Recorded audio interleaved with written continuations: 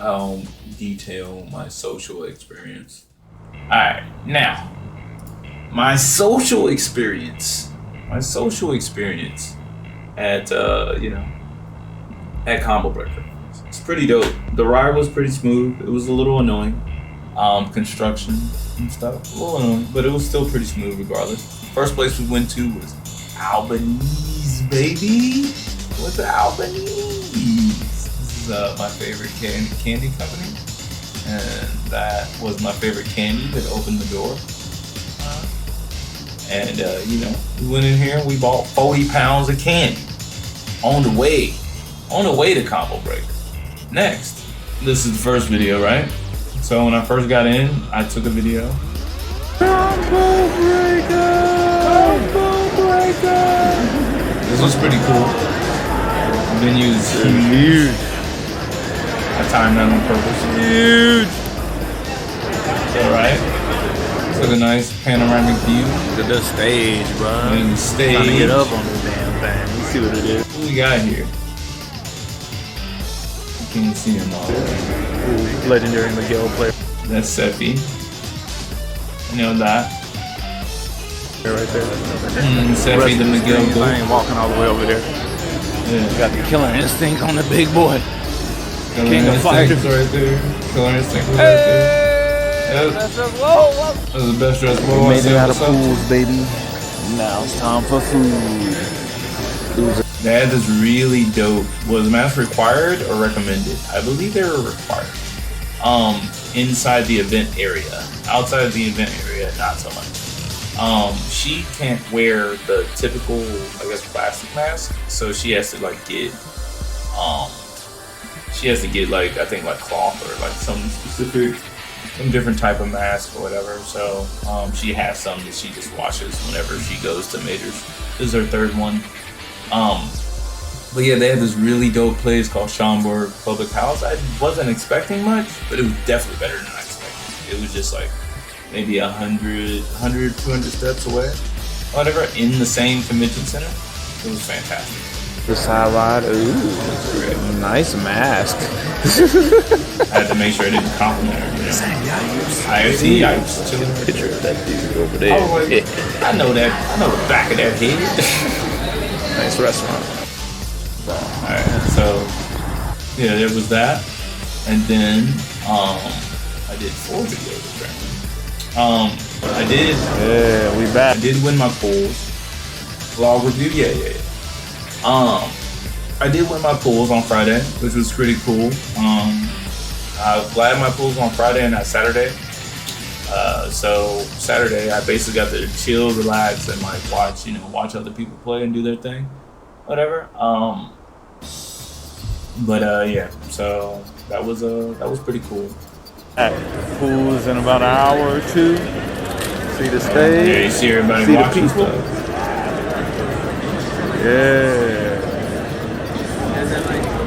Yeah, higher. Yeah, bro, look at the height. Is that neat? Chanel. Just behind those doors. Here's the Tekken 8 Alpha place. I was sad until I scanned this right here. This is one of those things where you scan and like it gives you a link. I forgot what this is called. Right now, it's not coming to me. But you could I scanned it and it was a review of like, what do you think about Tekken 8? And like I pretended to start doing it, and then I saw there was a which character would you play on the alpha, like going past, and it didn't have Woe on it. And I was like, wait, Woe's not in this alpha? I thought Woe was in alpha, so I was actually really bummed until I figured this out like on Saturday. So yeah, so I actually don't give a fuck about the alpha being there now. Although everybody that's played it says no, yeah, QR code. When everybody that says they played it, they love it, and like they say everybody's sick. L Train played it twice. He loves the shit. Rick played it. He loves the shit. Like Paul Sheena came here kind of specifically for this because she doesn't care about competitive Tekken like that, or whatever. And she plays Xiao Yu, Ohio lady. She's pretty cool. And she came here to play Xiao Yu, and she's like, oh my god, what they did to Hypnotist is so good. Like, and I was like, oh, okay, cool, yay, more Xiao Yu fuckery to do it. Tekken 8. Yeah, we just decided to chill for a little bit. Yep. That's how I feel. That's how I feel. I don't have a ticket. No. Well, oh yeah. Let's see. It's the beta you want? No, I didn't want that. I don't want the beta. You just wanted a lanyard, to be honest? Ah, gotcha. As a fellow 6'3" man, what is the height difference like there? You were taller than 95% of the people there. Taller than 95% of the people there.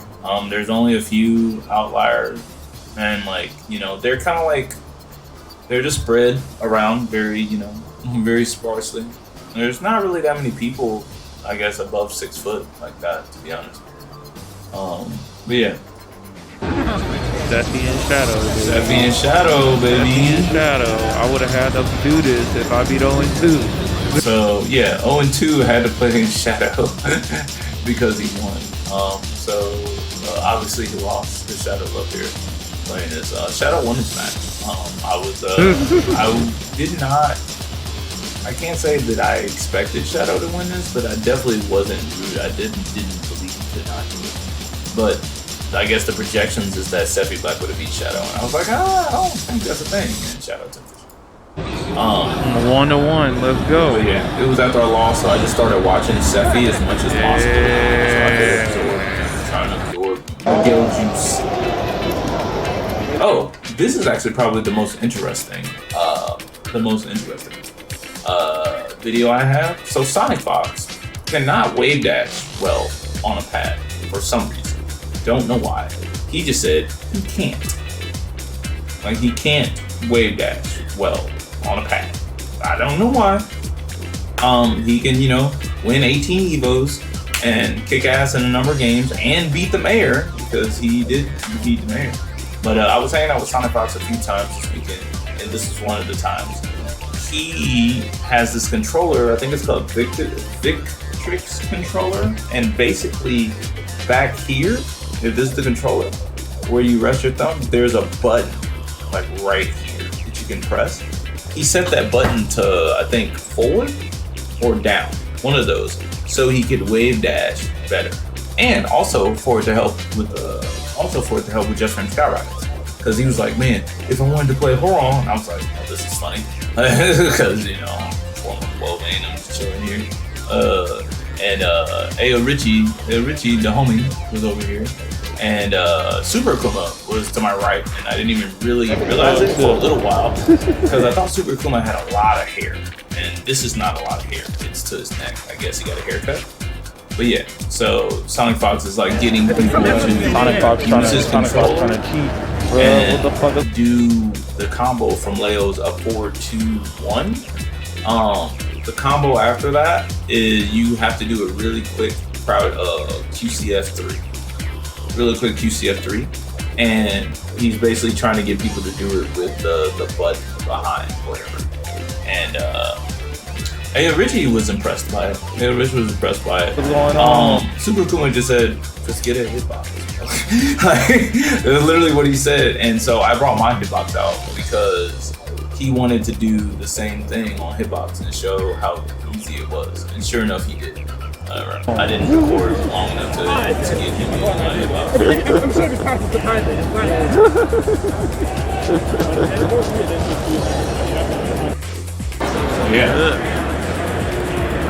Yeah, that was that day, and then I think that was it. Oh no, this is then last this top 24, baby. Watching. I'm not in it, but I'm watching it. Richie. We got the legends around. Arson. Top 24. It was so hard to pick a game to watch because all of the games were bad. Got Ty and Fear over there, Trojan, and person I don't know. So yeah, that was pretty dope. But now I have to let you know that I have had this issue for a long time since I've been competitive at Tekken, where I am a little bit of a fan. You know, obviously you see people play, right? Or you watch people play and you gain some type of fandom. But at the same time, for me, I want to whoop their ass, you know? Like, how do I assign this? I don't want to hear the don'ts. Okay, whatever, we'll just exit it out. But, what was I saying? Yeah. So I was a competitor, I want to whoop their ass. So like, I would watch these people at these majors, and there's so many people that are fans. This is back in 2018, 2019. So many people that are fans that like, I didn't like the way that they treated the pro players. It seemed like they were kissing ass. You know, hey, can you please take a picture with me? Or hey, I'm your biggest fan. Like, even if I don't know, because I don't feel like that. Like, I just want to, talk Tekken and ask, some real life shit. Like, what do you do, like, for a living? Like, how many hours are you playing Tekken? Like, do you have relationships? Like, do you, like, have a relationship? Not to date, but do you have relationships? And do you hang out with your family? Like, I want to know, like, some very specific questions, but at a lot of these majors, it's difficult to speak to some of the higher, some of these players and get decent conversation, to be honest, because there's so many people that want to speak to them and take pictures and stuff like that. So, during the pandemic, I think my mind kind of changed because I was like, man, there's so many people that I met during the pandemic. Shout out to Flop, met him during the pandemic. Shout out to Silver Wolf, met him during the pandemic. Fear Silence, pandemic. Centric Hero, pandemic. Ayo Richie, pandemic. And I never really met Civic Love, but I've been studying him since I've been playing Miguel last year. So he's kind of like the master of my style. Shit like that. So I've always had like a pride block from me wanting to take pictures with people, But I took pictures with people, and I know that sounds weird and simple, but I'm honestly proud of myself because I've never done it. I used to be like, oh, cuddlecore, like, yeah, she dope. Yeah, I've studied, several hours of her, but like, I'm about to go over there and like pander to her and get a picture. Like that's the energy I was having like in 2018, 2019. And to be honest, it's just dope to be around people that love the same shit that you do. And you don't get to see these people all the time. So the only way that you can really like show that show that they mean anything to you is to, I don't know, like share an experience. And why not a photo? It's kind of the lowest effort and one of the easiest things to do. So we're gonna go through these people individually, and I might just read the bios that I wrote because I wrote them all individual bios. This is a Centric Hero. This is a Centric Hero. I met her during the pandemic years. As I said, she's, in my opinion, one of the best Alyssa players in the US. She's really solid. TGO, TGO, really solid. She's been TGO multiple times because her data got scrubbed. Sokobi, she used to be local. She was in Texas for a long time. She just moved to Wisconsin, I believe this year. But yeah, she was Texas when I knew her. I met her in the pandemic years, so 2020, 2021, somewhere around there. We have sets online of each other on our YouTubes and shit like that. But meeting her and her husband, and her hubby was super cool. Whatever, we exchanged not Genshi, was it the number codes on Starbreaker? I still be playing gachas every now and then. You know what it is. But she's helped me with some matchups and stuff. She's just been a really cool person. She pops in around the stream every now and then. So really dope, cool person. It was fun meeting her. She's short, really short. She had to really stretch to get this picture, and look, she still didn't even get the side of my face, I don't think. but she's short and sweet. She's really cool. I like her a lot. This guy is Fear of Silence. A lot of people already know this dude, but this guy, Oni last year when I didn't go to Combobreaker, Oni walked up to strangers. Oni doesn't know who this dude is. Like, and the dude told me, he was like, man, like he was about to be like, yo, man, what are you asking, like, or whatever. But like then he brought up me, or whatever. And he's like, oh, I know Noel, or whatever. And so he like recorded a short little 10-second. Yo, where you at, Noel? I thought we was gonna meet you here at Combobreaker. You should have been here, like, you know. He was one that sent the video, and he just looked a dope dude. I study his VODs mostly. I don't really be showing his streams like that. I study his VODs mostly from time to time, just trying to figure out, trying to absorb some knowledge and learn more about Dragunov, because I feel like I'm kind of bad against Dragunov. But yeah, just Fear of Silence. He's a pretty dope dude. He felt like real cool, supportive, and knowledgeable. Supportive because this man was like behind every Joey Fury match, bruh, and he was behind Ty in every time match. Like I saw, he was there. Like when I guess when he didn't have his own matches. So, and I think he's like also a dark horse that could like win a tournament too. Because I really think he's capable enough to do that, you know. But yeah, he's a cool dude that I met in the pandemic socially too. So it was cool with him. This is Flophouse. Study his vibes, not his vibes. Study his VODs, VODs, as in Twitch. After you end the stream, it becomes a VOD. I don't know what VOD stands for, but studying the VOD. This is Kobe, not vibe. This is Flophouse. Flophouse King. Flophouse King is a cool ass Raven player. I like this dude. I like this dude. He's pretty cool and pretty chill, like on stream and shit. And in person, it was much the same. He was just a real cool dude. I wish we kind of could have talked a little more. He was cool. In my opinion, I think he has like one of the best voices in Tekken, like because like he just got this like deep radio, like smooth, like even voice or whatever. Like, and I always bring it up randomly. I'm like, bro, like this is. I think he should be like on a podcast or radio or something. It's like his voice is like, I think his voice is just so, he just got a really good voice, you know? I'm not trying to be weird, you know, just being honest. I think he has a good voice, like if you get what I mean. From other like radio personalities that have like that deep, smooth voice, like he just feels like he has that. So I'm just like, bro, like, do something with your voice. Like that's kind of just how I feel. This is Schwandi. I'm a big fan of Schwandi. I don't really know her like that. I played a couple of games. I played like a few games online just because we hover around the same rank. But I'm a really big fan of Mishima players. So, you know, especially ones that can be consistent. And Schwandi is pretty consistent online. She was really cool. She felt a little shy. But like she was cool and knowledgeable. And we almost got some games in, but like the casual stations were rough.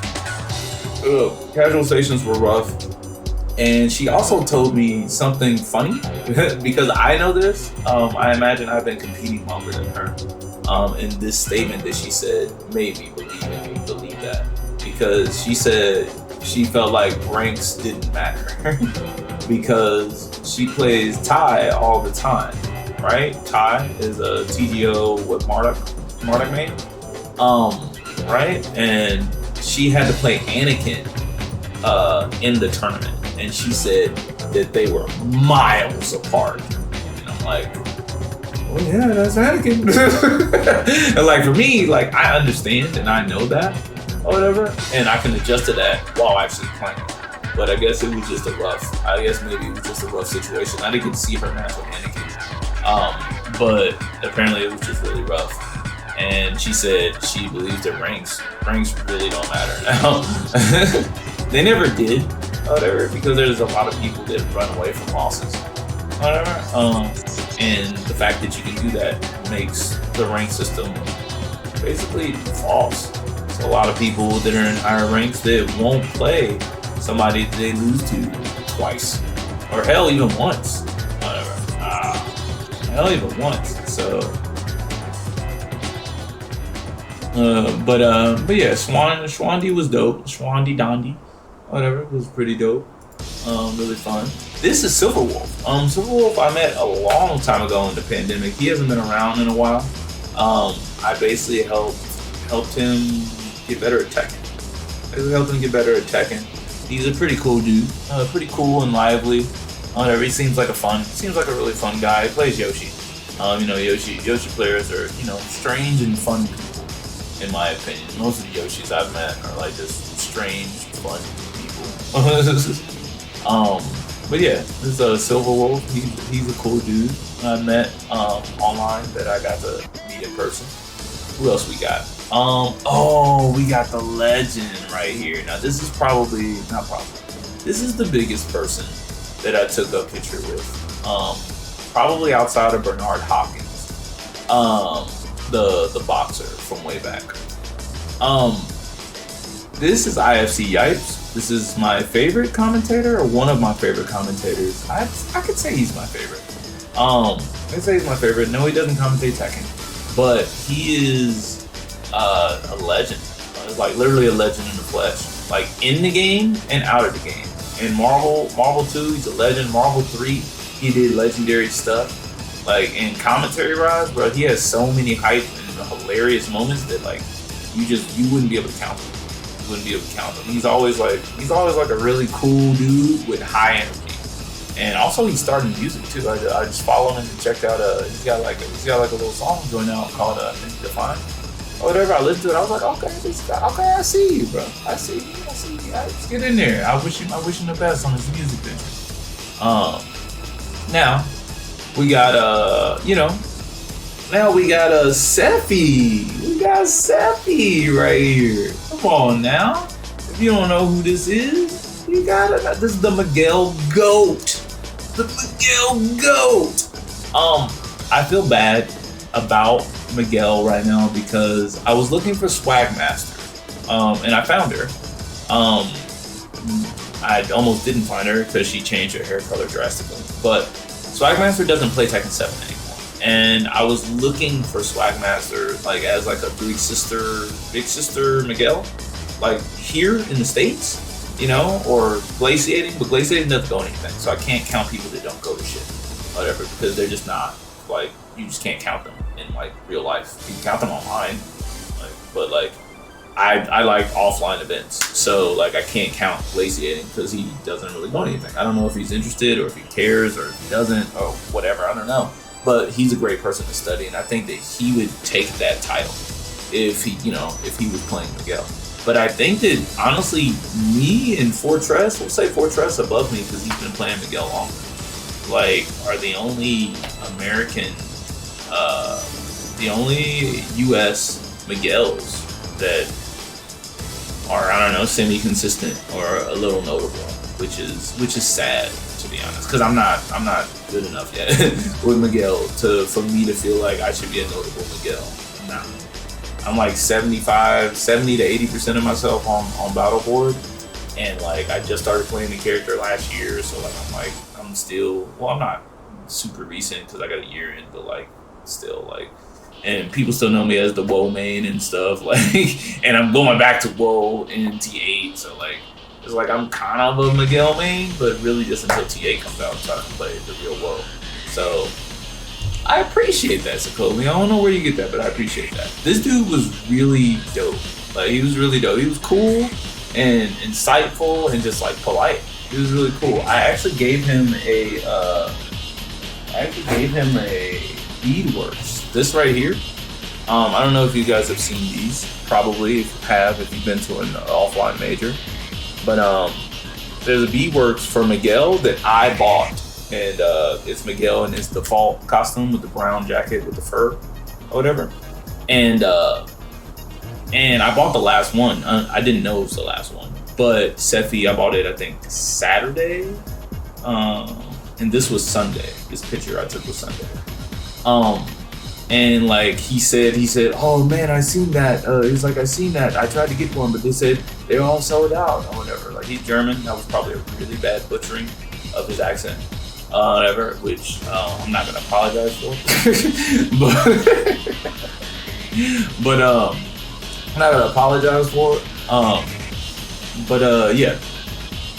So yeah, he was just a really cool dude. I hung out with him like a decent amount, like, you know, asked him questions. I also, side note, I think I accidentally coached him to beat Ty. Maybe we'll watch that at one point. He played Ty on stream in top 24, and Ty beat Ayo Richie. And Ayo Richie and obviously the EU guys came together. So Ayo Richie was talking to Sefi, but the only thing he said was he did lows and throws. That was the only thing that Ayo Richie had like said. I said